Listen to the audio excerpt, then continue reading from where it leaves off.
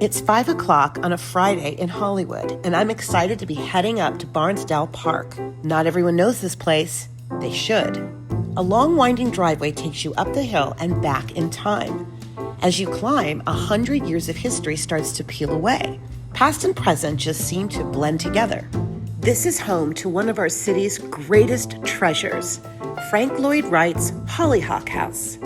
This hilltop perch over Hollywood is as incredible and timeless as ever. So when people come to Los Angeles, they want to see a lot of Hollywood legends, and the Hollyhock House is a legend. There is nothing quite like Hollyhock House. It is a masterwork by master architect Frank Lloyd Wright. Few know this site like Abby Chamberlain Brock. She's director and curator here. Looking at this, what is unbelievable. The drama that unfolds in this living room really just can't be beat, especially at this time of day, that golden sunset hour. The golden sunset hour, this is it. Yeah. What are some of the reactions when people walk in that have never seen anything like this? It really, I think, takes people's breath away.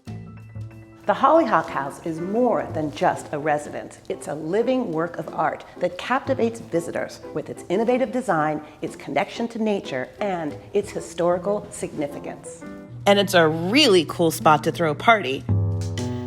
Tonight, as the sun sets over Hollywood, a Friday night summer tradition, the Barnsdall Art Foundation wine event. Sitting outside the main residence, I couldn't help but think about the woman behind the house Wright built. Aline Barnsdall. This was her vision. She was an oil heiress, avant-garde theater producer, and really approached Wright about building her a theater for her to produce plays in. How did it become the Hollyhock House? Who named it? The hollyhock was Aline Barnsdall's favorite flower. But here at Hollyhock House, it really takes on another level, being incorporated in the art stone blocks, the woodwork, the furniture. Barnsdall was quite the character. A single mother, an avid dog lover, she was never afraid to speak her mind. How was Aline and Frank Lloyd Wright's relationship during the construction of the Hollyhock House? They both were very strong personalities, and they certainly butted heads, but I think she was giving back to Wright in maybe a way that other clients didn't. Their fights are legend. The tension even driving one of Wright's greatest designs. The fireplace looks like Picasso. Yeah, Barnsdall was a really major art collector, and rather than let her hang something above the fireplace, Wright, being a rather controlling architect, really created just a masterwork with that bas-relief above the fireplace. The fireplace room has seen its share of change. This during a renovation in the late 30s. At one point it served as a meeting room filled with folding chairs and tables. The main house got a full facelift in 2015, but the work is ongoing. It's like the Golden Gate Bridge. It feels like once you finish painting it, the work is on to the next side. There are such fragile historic finishes that require constant maintenance. One of those projects involves the balcony outside Barnsdall's room. This is the first time these blocks have been off the building in its century-long history, but everything they say about Wright buildings is certainly true. Water intrusion, I think he underestimated California rain here at Hollyhock House. When Hollyhock was completed in 1921, the hilltop also featured a guest house designed by Wright. By 2018, it was in terrible shape, and a major renovation project began. Every surface, inside and out, restored to the original design. We got to see the incredible craftsmanship involved.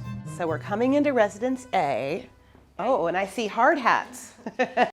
I've never seen plans like this before. What year are these plans? So most of them were 1920 and 1921 for the final signature on them. It's touching history, it's being in history. There's a lot of workstations here and a lot of wood and a lot of tools. Yeah, so these are all original doors that are being restored, have been stripped of many decades of paint to bring back these wonderful red gum surfaces with waxed wood finishes. Wow. So up here is the dining room. This is the staircase up to the dining room. This is a wonderful slat screen that provides kind of little peekaboo views down into the living room. Yeah, the dining room looks down so beautifully at this double height space. Wow. Look at the Griffith Observatory out there. These buildings all predate the observatory, the Hollywood sign. I'm trying to picture what this would have looked like in the 20s. They've come a long way. None of this would be possible without the support from the city of Los Angeles.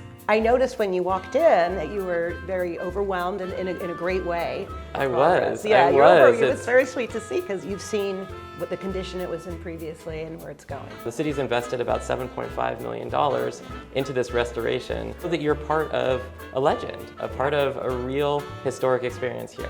The next stop on our tour takes us back to the main house. Now this is the owner's bedroom. Look at those Art Deco windows. It is a beautiful room, but a bit misnamed. Well, Barnsdall said she didn't want to use this as her bedroom. This room was left unfinished by Frank Lloyd Wright. Instead, all this was completed in 1925 by one of Wright's young associates. Okay, I have to ask you about that. Such a beautiful ley-light skylight, but it was designed by Rudolf Schindler. He added it in 1925. Schindler, who would go on to become one of the giants of California modernism, worked with another young associate, Richard Neutra. In 1946, Wright's son, Lloyd, redesigned Schindler's room. 3 of California's future modernists all had a hand in Hollyhock House. How much did Frank Lloyd Wright get to see completed? Did he ever come back? He was only occasionally on site during construction. The work was really led by Schindler and Lloyd Wright here on site. Barnsdall first fell in love with this hilltop back in 1919. She gave the entire lot to the city in 1927.